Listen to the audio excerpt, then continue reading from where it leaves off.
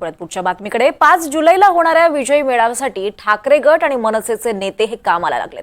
वरळी डोममध्ये हा मेळावा होणार असून उद्धव ठाकरे आणि राज ठाकरेंनी पत्र काढून मराठी लोकांना या विजयी मेळाव्यात सहभागी होण्याचं आवाहन केलंय। दरम्यान ठाकरे गट आणि मनसेचे नेते वरळी डोममध्ये त्यांनी पाहणी केली आहे।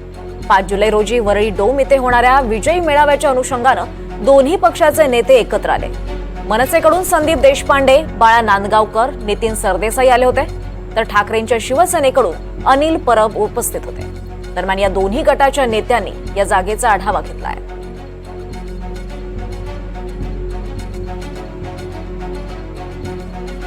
त्याबरोबर मनसेचे नेते संदीप देशपांडे सोबत आहेत। त्यांना विचारूया, सर काय पाहणी झाली आज, नेमकं काय चर्चा झाली पाहणी दरम्यान, कसं ठरवलंय सगळं? नाही, या संदर्भात आमचे नेते नांदगावकर साहेब, नितीन सरदेसाई साहेब, त्यांच्याकडनं अनिल परब या लोकांची चर्चा चालू आहे। अशा पद्धतीचं नियोजन म्हणजे त्या दिवशी, कारण प्रचंड प्रमाणात महाराष्ट्रातनं लोक येणार आहेत, गर्दी होणार आहे, तर त्याचं नियोजन करणं पण आवश्यक असे होतं। त्या दृष्टीने आजची चर्चा झाली। आज हे जे वरळी डोम आहे हे कमी पडेल असं नाही वाटत का? कारण ज्या पद्धतीने गर्दी जमणार आहे, कदाचित शिवाजी पार्क योग्य ठरलं।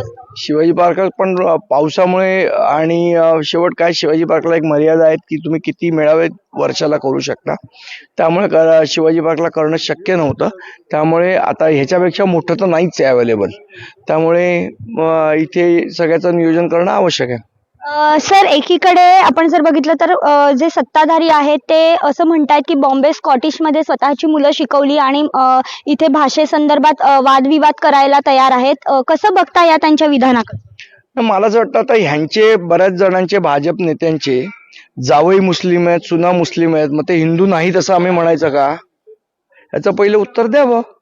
पण त्यांचेही काही अनेक मुलं आहेत त्यांची की जी, मी तुम्हाला प्रश्न विचारला तो माझा तुम्हाला म्हणजे मुख्यमंत्र्यांना प्रश्न आहे की तुमचे जावई, भाजपच्या नेत्यांचे जावई आणि सुना मुस्लिम आहेत म्हणजे तुम्ही हिंदू नाही आहात का? याचं पहिलं उत्तर द्यावं, मग आम्ही उत्तर देऊ ना बॉम्बे स्कॉटिशचं। सर, दोघंही बंधू एकाच मंचावर दिसणार आहेत, कुठेतरी राजकारणाची देखील एकत्र नांदी होणार आहे का?